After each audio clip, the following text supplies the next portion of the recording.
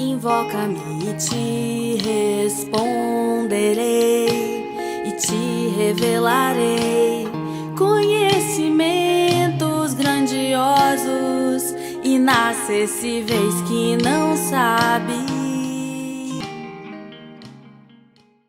E hoje seguimos com nossa devocional em Apocalipse, capítulo 1, versículos do 4 ao 8, onde é feita a dedicatória do livro às 7 igrejas da Ásia, num local que hoje corresponde à Turquia Ocidental. Pensando que este livro provavelmente foi escrito na época do grande tirano Domiciano, no período de 85 a 96 depois de Cristo. Nós lemos aqui: João, às 7 igrejas que se encontram na Ásia, graça e paz a vós outros da parte daquele que é, que era e que há de vir, da parte dos 7 espíritos que se acham diante do seu trono e da parte de Jesus Cristo, a fiel testemunha, o primogênito dos mortos e o soberano dos reis da terra.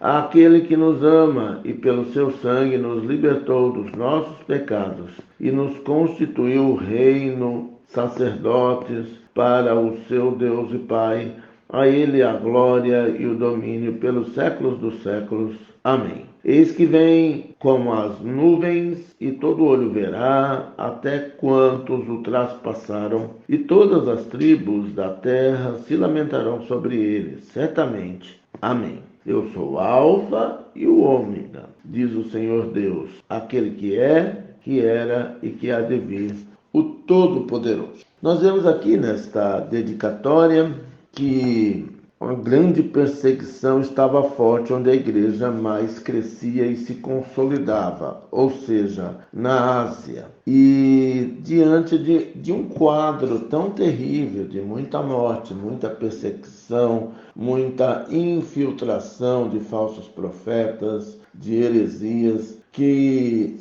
esses homens, ao não terem argumento, ao exigirem o culto ao imperador, eles simplesmente matavam a igreja. Matavam com crueldade, mas a igreja não cedeu ao medo. E aqui nesta palavra é encorajada a, apesar do sofrimento, permanecer fiel e confiante a Deus, que controla a história e não permitirá jamais que a igreja venha a sucumbir diante das pressões do mal através de seus agentes humanos ou desumanos. Então, nós vemos aqui a autoridade de Jesus como fiel testemunha e primogênito dos mortos, soberano dos reis da terra, para estimular a igreja, para apaziguar a igreja. As ovelhas de Jesus ouvem a sua voz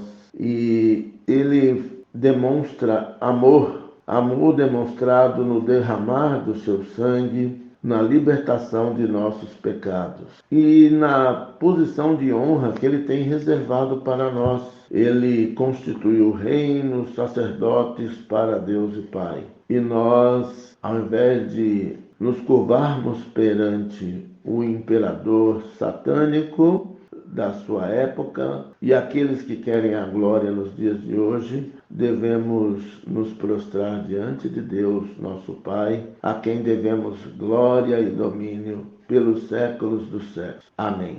Ele vem com as nuvens. Todo olho verá, até os que o traspassaram, até os que o mataram, até os que perseguiram a igreja. E todas as tribos da terra, inimigas de Deus, se lamentarão sobre ele. Certamente, sem a menor sombra de dúvida. Mais uma vez, o amém que marca o fim de uma oração. E aqui o próprio Jesus se nos apresenta como o Alfa, o Criador, e o Ômega, o Consumador dos séculos. E esse é o Senhor Deus que está falando. Aquele que era, que é e que há de vir. Ou seja, aquele que controla a história, aquele que controla o tempo. Ele é eterno e ele é todo poderoso para fazer infinitamente mais do que pedimos, do que conseguimos imaginar. Porque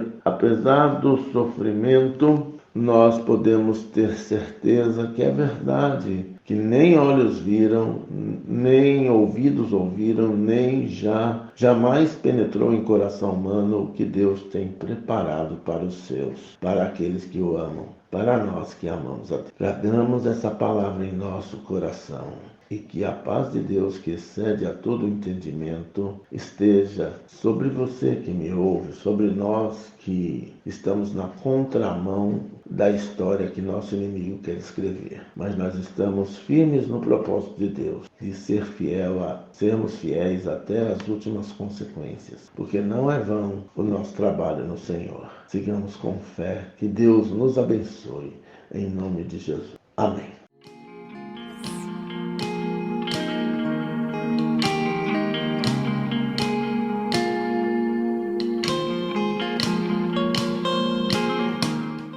Invoca-me